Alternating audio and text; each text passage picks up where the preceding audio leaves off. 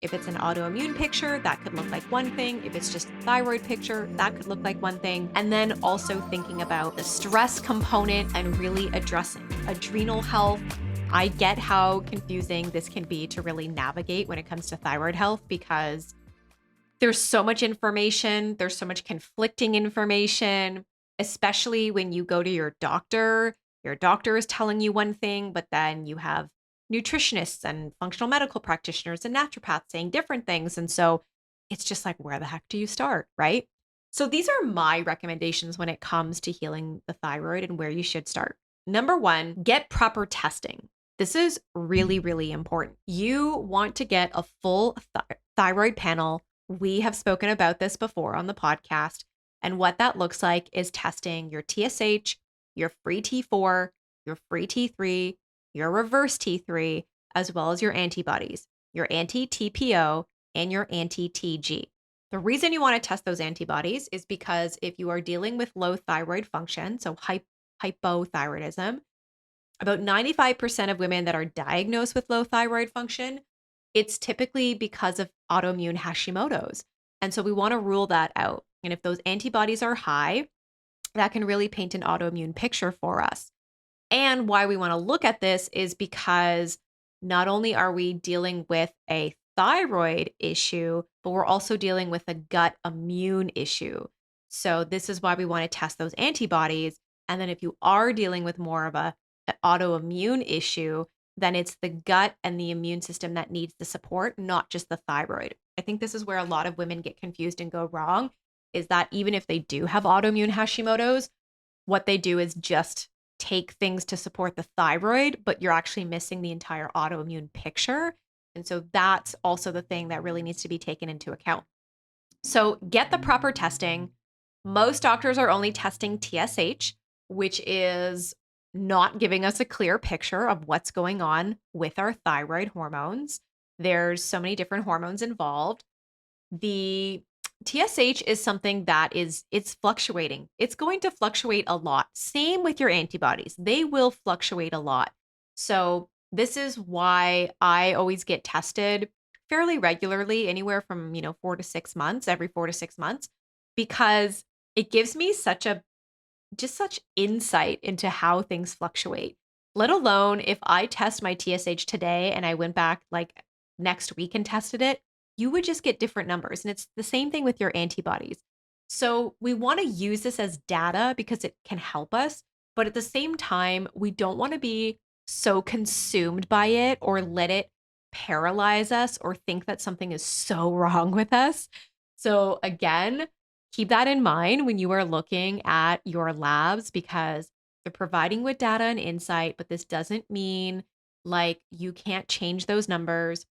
And sometimes, even when you are doing all of the things right, those numbers could still be high. They may not even budge. So that doesn't mean you should stop what you're doing. It can just sometimes be the reaction that your body is going through and the process that your body is going through. Like I know that there have been times where I have felt amazing and my sleep is great, my hunger is great, my cravings are in check, my energy is good, libido is high, like all of the things. I feel fantastic. And I go and I look at my antibodies and they're high. So symptomatically, we always want to look at that. That is always something that we want to be conscious of is let's not just let the data guide us. Let's use it as a piece of the puzzle, but let's also look at symptomatically, how are we feeling overall? And if you are feeling pretty damn good and everything is looking really great and in check, awesome. Let's use that as our guide. Okay. So getting the right testing, that's number one, so that you can really gauge and see where some of these numbers are at. But it's not just the testing itself, it's also having it properly interpreted. This is really, really important. You want to be able to have somebody who can properly interpret this for you because it can be confusing. And just your doctor looking at these numbers is going to be very different than how I see them or, a naturopath sees them. Like we're going to look at it in such a deeper and different way. Your doctor is just going to see the ranges that you're in and tell you whether you're within range or not. And that's kind of it. And then won't really expand or explain beyond that. Now, if you're listening to this right now and you're like, well, my doctor won't even test anything outside of my TSH, you need to find another doctor or you need to pay for it out of pocket. It is that important to get the right information. Let's become empowered and really take charge of our health. And in order to do that, we're going to have to step up a little bit and either find the right people to be on our team to support us to do that, or we are going to have to pay for it out of pocket. And so that we can get the right answers. So I don't go through my medical doctor. I pay for it out of pocket because it's always just like pulling teeth to do it. So if you have a great medical doctor that doesn't question and is very about empowering you and honoring your requests, amazing. That's a great medical doctor to have. Get that data, do the right testing, have the right interpretations. And why the interpretations matter is because that's what's really going to help guide these next steps in terms of nutrition and lifestyle and supplements. You know, if your antibodies, for example, are really, really high, well, then you, like I said earlier, will probably need to look at not just thyroid support, but an overall autoimmune support. So, do we need to dive into maybe some deeper gut testing so we can see if there's any infections or issues there, help modulate the immune system? So, we want to support by supporting the gut, we're really supporting the immune system. They kind of go hand in hand. So, we want to really get some support around that specifically from an autoimmune standpoint. And then we also want to be looking at nutritionally, you know, what can we be doing to optimize the gut and the thyroid? And episode 189 is where I dove into basically healing foods that you need for your thyroid. So I highly recommend that you tune into that. Again, that was episode 189. I dove into the 7 healing nutrients for your thyroid, and I talked about a food first approach. So that would be a really fantastic episode to dive into if you feel a little bit lost and confused when it comes to the nutrition piece. Ultimately, we want to be eating a whole foods diet, okay? We really want to be eating real whole foods and eliminating a lot of the inflammatory foods, getting the gluten out, minimizing our sugar, getting the seed oils out there and the vegetable oils, right? We want to focus on good quality animal products, vegetables, fruits, and getting in some leafy greens, having variety. The next question I'm diving into is raw dairy. And so, yes, I think having a little bit of raw dairy can definitely be beneficial because it's so loaded with a lot of micronutrients and macronutrients.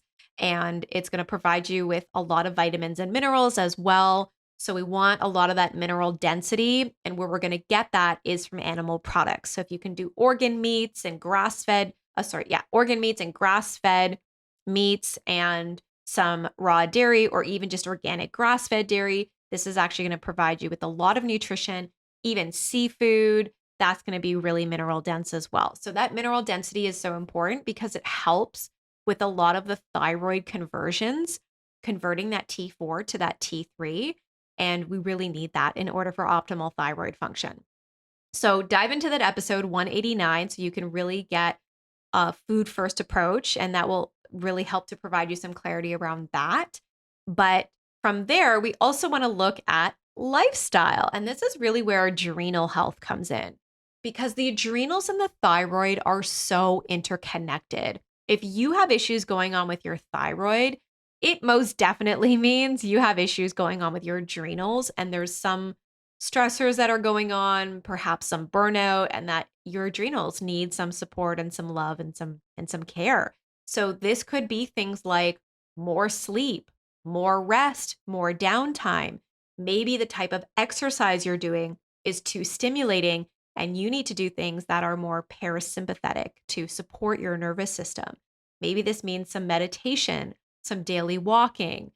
It's really important to get these lifestyle factors in place because the more you can support rest and sleep and really support your nervous system, the better your thyroid is going to function. So they really go hand in hand, okay? So just to recap there, get the proper testing, work with the right practitioner who can really interpret these tests and these labs for you. And then from there, this practitioner can really help to guide you with more of a strategic protocol. And that protocol could differ because if it's an autoimmune picture, that could look like one thing. If it's just a thyroid picture, that could look like one thing.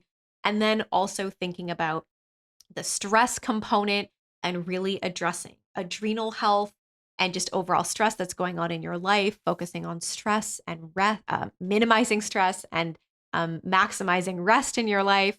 And then also from a nutrition standpoint, really focusing on mineral density and nourishment from real whole food sources, minimizing the gluten, the sugar, the vegetable, and the seed oils.